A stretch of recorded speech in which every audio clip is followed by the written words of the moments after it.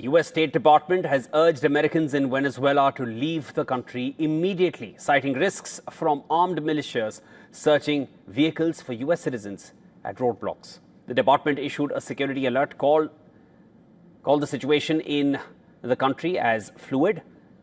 It urged American citizens to use international flights to leave the country, warning them of armed militias called collectivos searching cars for Americans or evidence of US support. Now, the alert comes 1 week after the country's leader, Nicolas Maduro, was captured by US forces in a lightning raid overnight. As per reports, members of collectivos were seen roaming on motorbikes and setting up roadblocks in capital Caracas. US President Trump also signed an emergency order on Friday to protect US-held money derived from sales of Venezuelan oil. Trump, who seeks to tap into Venezuela's vast oil reserves, held a meeting on Friday where he pressed top American oil executives to invest in Venezuela. However, Trump was met with cautious reception from the CEOs, with ExxonMobil CEO describing the country as uninvestable without sweeping reforms. Following the meeting with oil executives, Trump took to his Truth Social platform and said that he loves the Venezuelan people and was working to make the country rich and safe again. The statement from Trump was also backed by Treasury Secretary Scott Bessent, who said that the US could lift more sanctions on Venezuela as soon as next week. Despite these statements, Venezuela's acting president, Delcy Rodriguez, has once again denounced the US for the military raid and subsequent capture of Maduro.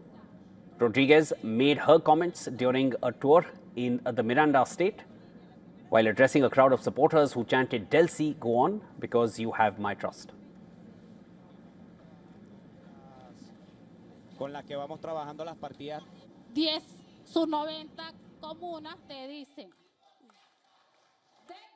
The Caribbean Sea must be a territory of peace. From here, we will not stop condemning the criminal aggression against the Venezuelan people that occurred in the early morning of January 3, 2026. It will go down in history as a great stain on United States-Venezuela relations. Venezuela. Meanwhile, Maduro's son has revealed that his father is doing well in the US prison as both Maduro and his wife, Celia Flores, await trial. And the ex-leader's son, lawmaker Nicolas Maduro Guerra, quoted his father in a video.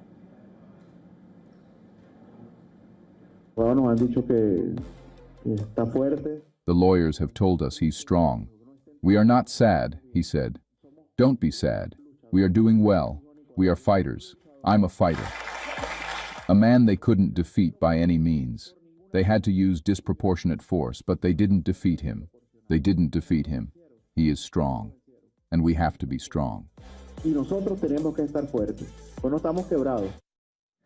Parallel to this, supporters of Nicolas Maduro staged protests on Saturday, waving flags and placards with the face of the ex-leader and his wife.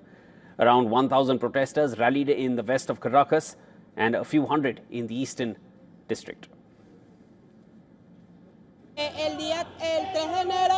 On January 3rd, we were unjustly attacked, and our constitutional president was taken from us. We are a sovereign country. We are a country of peace. We have a president of peace, President Nicolas Maduro Moros. On Thursday, Venezuela released a number of imprisoned high-profile opposition figures, activists and journalists in what the government described as a gesture to seek peace. Trump hailed the release of the prisoners, saying he was happy to see Venezuela releasing political prisoners, adding that he had cancelled a second wave of strikes on the country. I'm thrilled, happy. Thank God I'm going to enjoy my family again.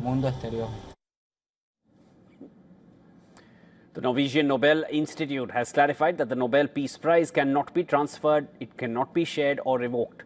The statement comes after remarks by Venezuelan opposition leader Maria Corina Machado, who suggested that she might give her 2025 award to US President Donald Trump.